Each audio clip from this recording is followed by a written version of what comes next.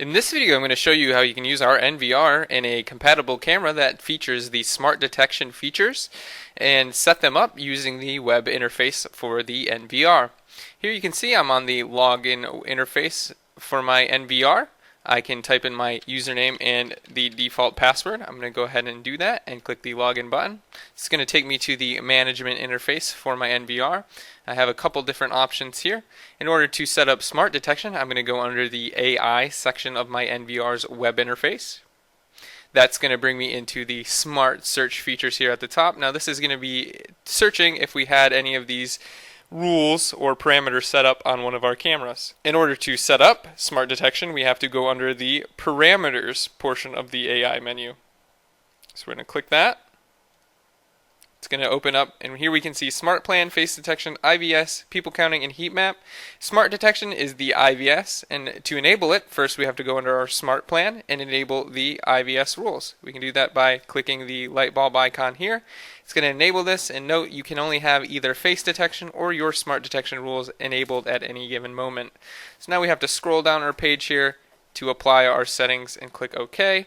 Now that the smart plan is enabled, we can come over here to smart detection or IVS and click this tab. We're still scrolled down, so we got to scroll back up here, and here's our smart detection interface, and we need to install the plugins for this camera, so we'll go ahead and do that real quick. Alright, I've installed the plugin, and now I can see I have my camera view here. It's the only camera I have connected. As you can see here, it's channel 1, and we've enabled the smart plan. And for each, keep in mind, for each channel that you want to enable the smart plan on for smart detection, you have to come over here, click on that channel, and make sure that the IVS or smart detection is enabled for that channel. So we're back on channel 1. Here we can see here's where our rules would be listed, and here's the interface where we draw our rules on the left hand side. Now we can create a new rule by clicking the plus button. That's going to create a rule here. We have a rule number, the rule name, its preset, and a rule type.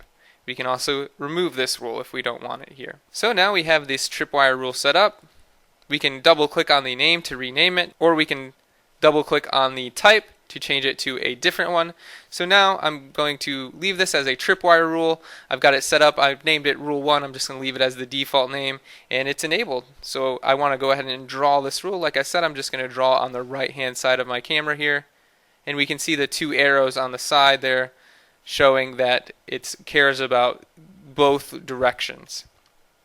And I can even make this rule be multiple directions. Like for example, I'm going to go ahead and cut off the rest of this bush here because I don't really care if something is in the bush that crosses this line. And then to stop drawing my rule, I'm going to go ahead and right click. That's actually going to finish drawing the rule. Now I haven't saved this rule yet, so if I were to clear this rule, it would clear it. Or if I were to come down here and click refresh, it would prevent my rule from being created. So after I draw my rule, I want to come down here to the bottom. Again, I'm just scrolling with my mouse wheel here, or you can scroll with this bar over here, and click OK. Now that's actually going to, at the top, say successfully operated. That's going to mean this rule is actually saved. It saved my settings in the parameters configuration. It saved my rule name and my rule type, and now this rule is actually set on my camera. Now let's say I wanted to add an additional rule. I could click the plus button up here. Again, I could double click on rule to rename this rule. I can double click on the type, and that's what I'm going to do. I'm going to double click on the type and switch this type to intrusion. Now this camera also supports intrusion detection. That's what I'm going to do. I'm going to come over here and double click the type of rule, and as you can see here, I've double clicked and then clicked again, and now I can see I have tripwire, intrusion, abandon, object detection, and missing object detection. Now abandon and missing object detection are mainly for places like train stations, laundromats, airports, where there's going to be objects that can either go missing because somebody has stolen them, or if there's going to be objects that are going to be abandoned, such as luggage or packages that somebody may have left in a train station, airport, warehouses, things like that. In this example, we're just going to worry about the tripwire intrusion. The abandoned and missing object detection, those are just boxes like I'm going to show you with the intrusion detection like so, and they have very similar settings as far as the parameter configuration and the triggering that can happen. But here, as you can see in the intrusion detection, I now have a new thing called a peer. A peer is when something appears inside of your intrusion detection rule, and then you also have the boundary crossing, like if it were acting as a tripwire. And we're going to select a peer and then do cross, and again we care about things that come into our intrusion detection box and things that go outside of our intrusion detection box. So we're going to leave that to both. Again, the parameter settings are roughly the same here. We have post record, alarm out, record channel, etc., so on and so forth. There's no real difference between those settings there. And again, we have to come over here to draw our rule. We can either click again on here and you see it says it labels it rule 2.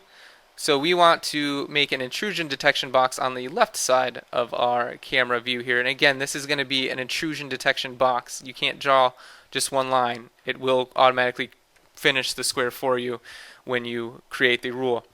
So I've gone ahead and created my intrusion detection box here. I've gone ahead and right clicked, and now my rule has been created. So I want to, of course, save my rule down here by clicking the OK button. So this rule is now saved. Now, since we have our tripwire and intrusion detection rules created on our camera here, in order to configure this rule, we're going to have to go under the parameters config down at the bottom. Here we can see there's a direction, and it says both A to B or B to A. And now this is going to, when you draw your tripwire line, is going to tell you what direction you want this rule to trigger on. So let's say I cared about people coming from the left-hand side or the right-hand side. I would use A to B or B to A. And if I cared about people or objects coming from either side, I would choose both. In this example, I care about anyone who comes in the right-hand frame of my video here, so I'm just going to leave it as both. Then I can set the period I would like this rule active. I want this rule to be active 24/7, 365, so we'll leave that alone. I can come down here and tell it the post record. Now this is going to tell it how long to record for after an event is detected, and then the object that it's detected has left that rule after being detected. The alarm out, I can have it trigger the alarms that I have attached to my NVR, and I can leave the latch setting as default. Then down here I can tell it to record a channel here. Of course it's going to record itself. If I wanted to record another channel based on that rule being triggered, I would of course select that channel here. I can have it select a tour. Again, if I had multiple cameras, I would tell it to do a tour, and what the tour is going to do is actually in front of the NVR, it's going to bring that channel into full screen. If you had multiple channels here, it's going to bring it into whatever grid screen it could fill up. For example, 2 channels, it's going to use a 4-camera grid view all the way up until 4 cameras, so on and so forth for however many cameras you select it to tour. And this is really only good for if you have somebody sitting in front of the NVR monitor, and it's going to bring up that screen when something's happening. It's really only good for active surveillance. And down here in PTZ activation, if I had any PTZ cameras connected to my system, I could have them go to a preset or start a tour based on whatever trigger or whatever cameras I set here. For example, if this were a PTZ camera, I could tell it to enable one of its tours or do a scan whenever its own rule triggers, or I could have another PTZ camera connected to the system, maybe pan over to where this camera is looking to get a second angle or second view of that same event happening. So we can come down here after PTZ activation, come down to the more setting, and here we have buzzer, log, alarm upload, or send email. Buzzer is good for, again, if you have active surveillance, somebody's there, they're going to hear the NVR buzz. You of course want to log the event in the text log, that way you have it there for you to check on at a later date. You can have it upload the alarm, or you can have it send an email based on your email alerts.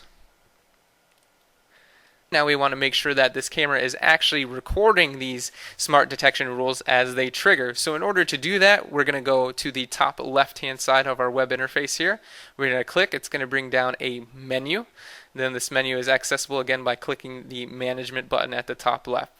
And to check our schedule, we're going to click on storage. It's going to take us to our storage management interface, and here we can have the schedule. Here we can see that this particular camera channel has already been set up for IVS rules, or smart detection rules, during nighttime, Sunday through Saturday. If we wanted to modify this, we would select on the timeline here, IVS, and then draw more space, or draw again to reduce space or remove the space on here. So we're just going to click and remove these. Or you can click the setting button and click all, and then select whatever date and time you want to. For ones that are already enabled and you want to get rid of, you would just select one of those channels, select all, and then uncheck these 2 times.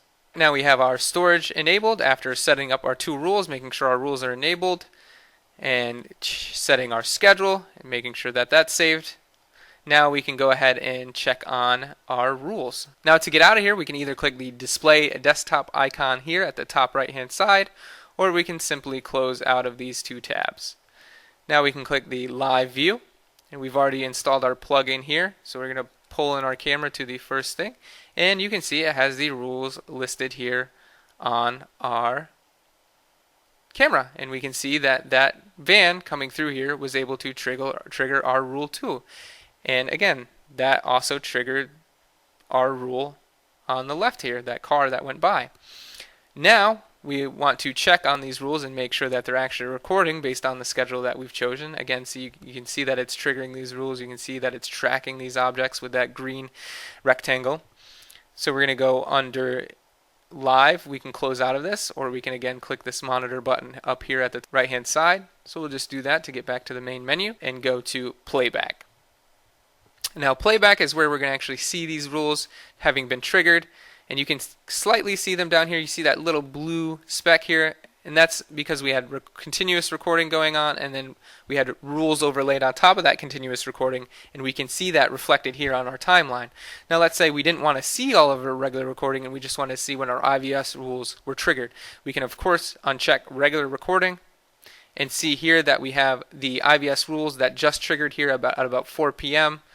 and we can either zoom in using the timeline and scroll, or we could have easily just selected our IVS rule being triggered there. We can click here, and here it's kind of doing the post record because I went too far into the event, and at the beginning you can see what actually triggered our rule to start recording here, and you can see the objects come through our intrusion detection rule. The tripwire works very much the same way. It's unfortunately not detecting that vehicle that went by because of the brush and this truck that's kind of in the way here, but the tripwire would normally, if there was no obstructions, would normally trigger based on that rule. Hopefully this video helps you set up your smart detection rules, enable them, set up the recording schedule for your IVS rules, and then also play back the IVS rules or smart detection rules that have triggered. Thank you for watching.